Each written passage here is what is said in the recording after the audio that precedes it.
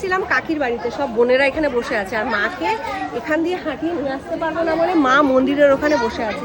দেখতেই পাচ্ছি এখানে কত ভিড়, আর সবাই বললো যে মাকে একটু নিয়ে আয়, এত দূর এসছে মাকে একটু আনবি না। তা এখন মাকে আমি আনতে যাচ্ছি, আর তোমাদের এদিকটাও আমি একটু দেখাচ্ছি, চলো আসো।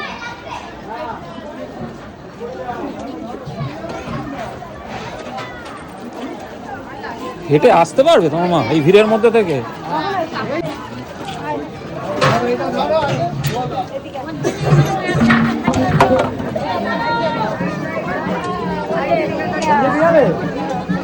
মন্দিরে পারে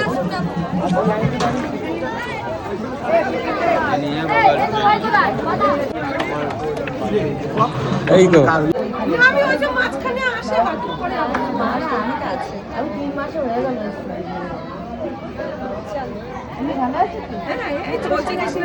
আচ্ছা আমি ধরি তোমার, তুমি না ধরি আমি তোমার। আচ্ছা দাঁড়া, ঠিক আছে।